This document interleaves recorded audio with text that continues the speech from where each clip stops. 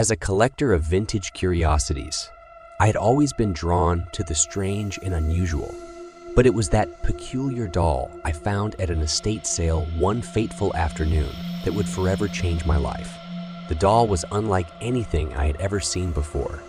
Its porcelain skin was pale and flawless. Its glassy blue eyes stared out with an eerie intensity, and its lips were painted a deep crimson, as if it had just taken a sip from a forbidden chalice.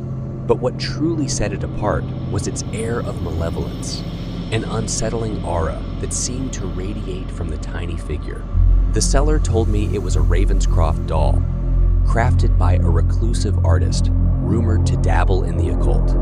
The doll had a history, he said, a dark and twisted history.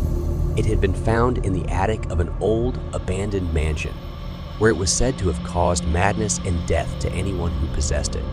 Of course, I dismissed these tales as mere superstition. I was a collector, not a believer in the supernatural.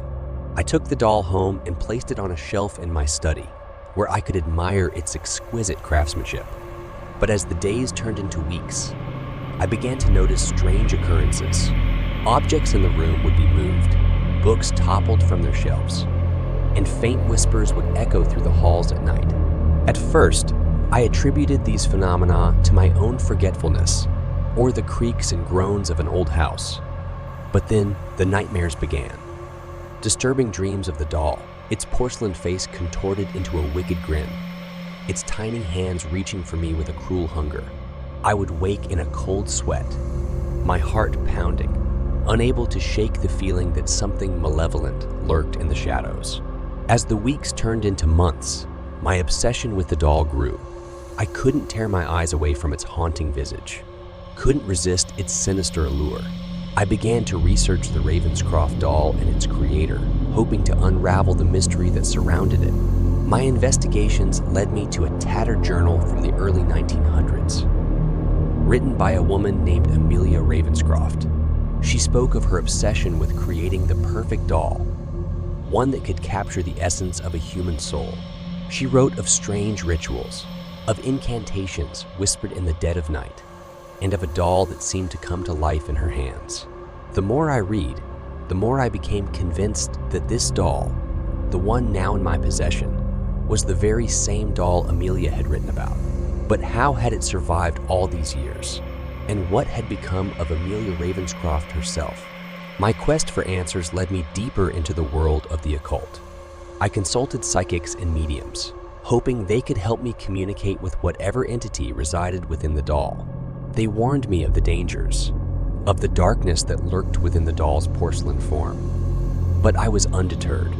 One fateful night, as the clock struck midnight, I lit a circle of candles around the doll and began to recite the incantations from Amelia's journal. The room grew cold, and a palpable sense of dread filled the air. The doll's eyes seemed to gleam with a malevolent intelligence, and it spoke. A soft, haunting voice that sent shivers down my spine. "You should not have awakened me," it said, its lips unmoving. "I have been waiting for so long." I tried to flee, but an invisible force held me in place. The doll's eyes bored into mine, and I felt a searing pain in my chest, as if my very soul was being ripped from my body.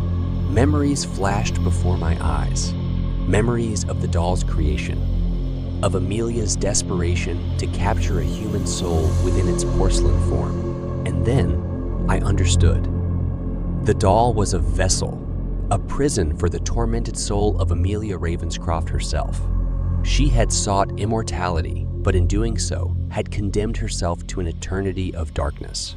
As the pain consumed me, I heard her voice one final time, filled with a bitter, despairing laughter.